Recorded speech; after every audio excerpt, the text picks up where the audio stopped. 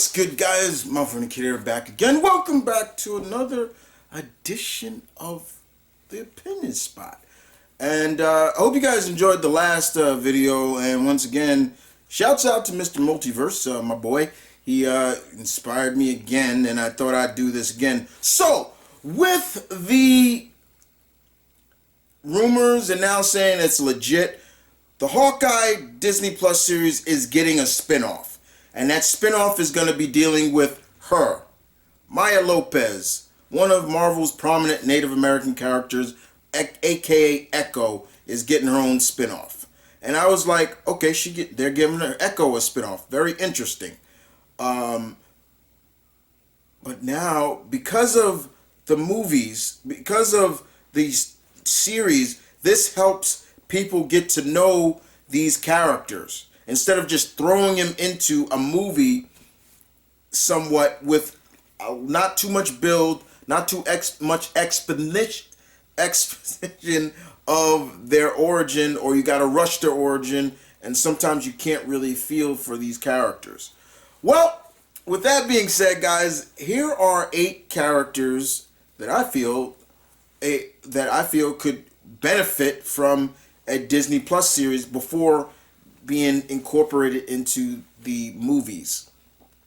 So let's start this off.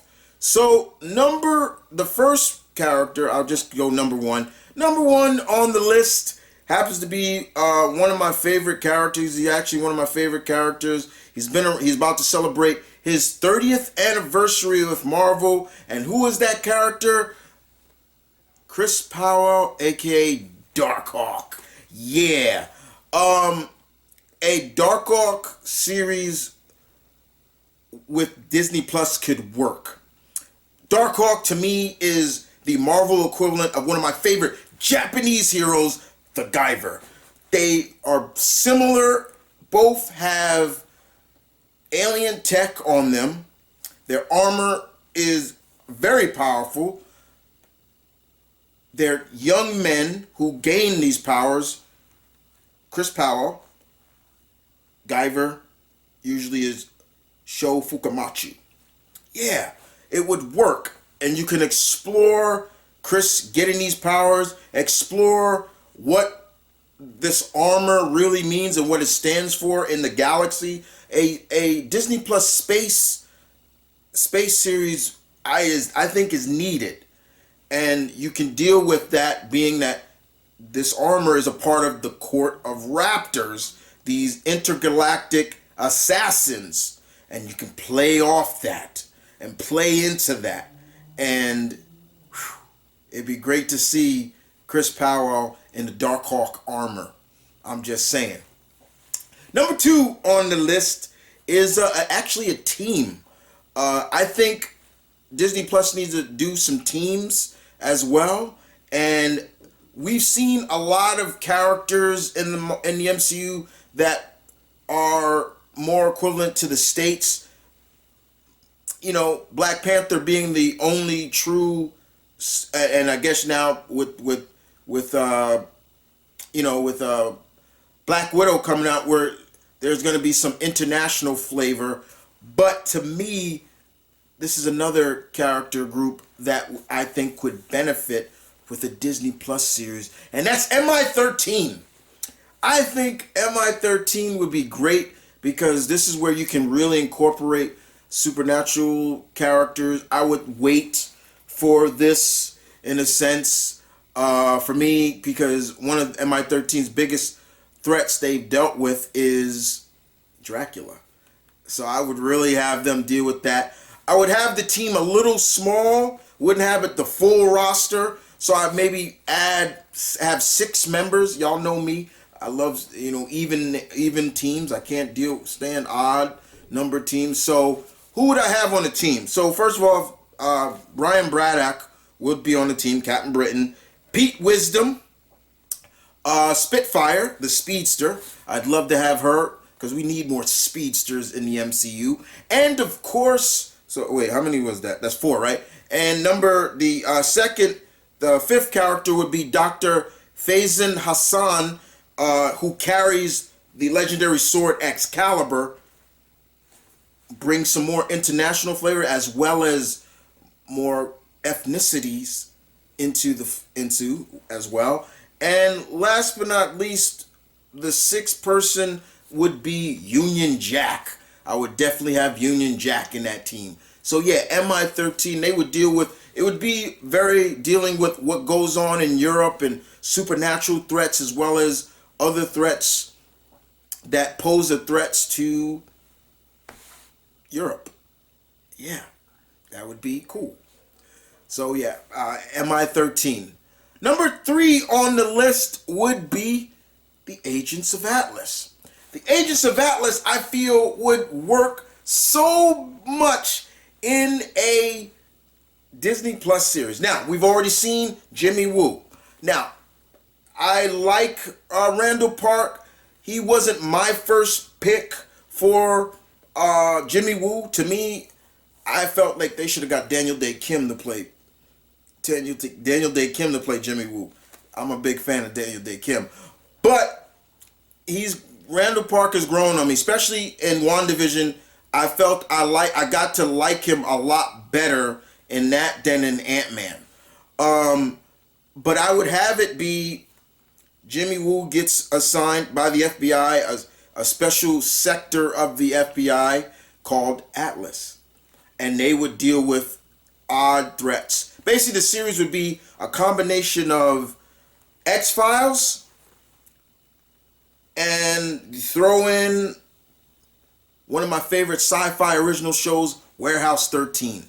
So you would have Jimmy Woo, Gorilla Man, Namora, and how I would do Namora is she has no real memory of her past. So she doesn't remember that she's an Atlantean. But they would build up to that. The Plutonian, M11, and I'm forgetting the other original member. But yeah, that would be the team. And they would go around and deal with crazy threats and mysteries and things like that. Like you could deal with like the Wendigo and stuff like that. That'd be great. I'd love that. So that's 3. Number 4 on the list is White Tiger. Marvel's first Latino Puerto Rican superhero. I've always felt it's high time that we bring in the Ayala family because that's what White Tiger is, a family. Now, how would I feel doing the series? It would be kind of a mystery series in a sense where it is almost a period piece as well. That White Tiger, Hector, the original Hector Ayala, was the White Tiger during the 70s, and he was killed. I would go maybe the 80s, and his niece, Angela Del Toro, gets the tiger amulet, and she's kind of along with Hector's sister, Ava, is trying to figure out who murdered her brother, but also figure out the mystery of the Jade Tiger amulet.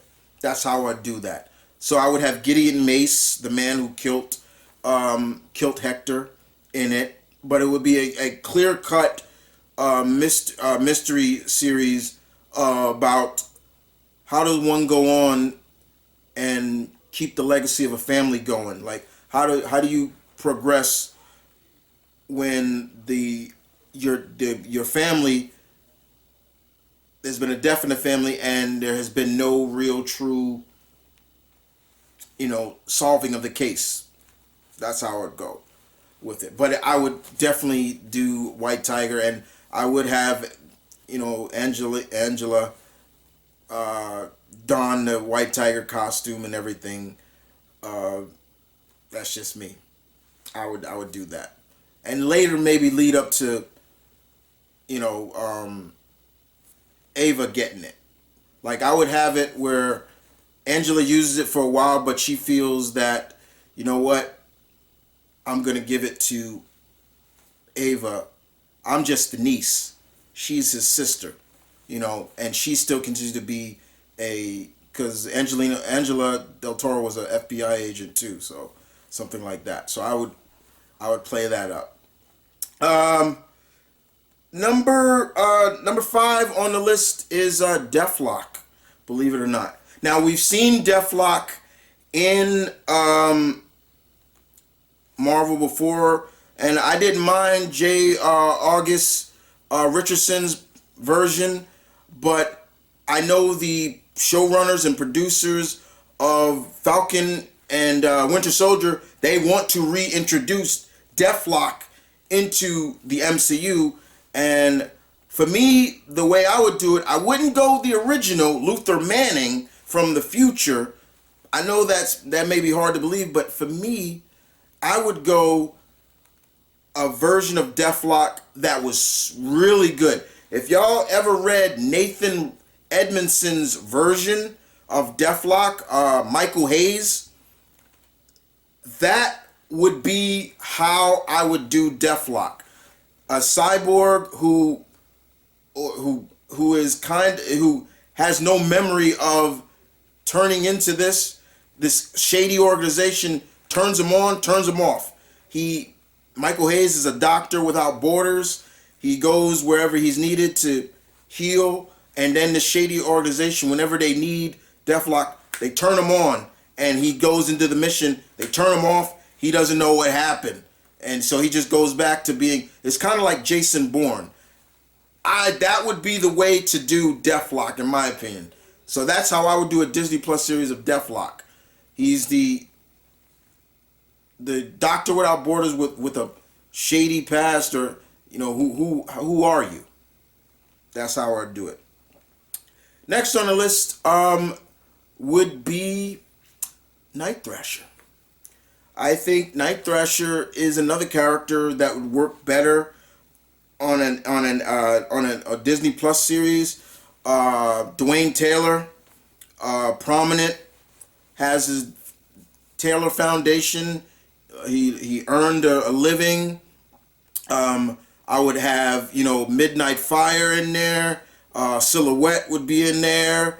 And yeah, his origin is similar to Batman, but you would see Dwayne build his suit and all the tech that's needed, especially at a time when, once again, I would do a Night Thrasher series when right after everything, especially when Sam said we need new heroes. That would be the biggest play off of Night Thrashers. A new hero for a new time.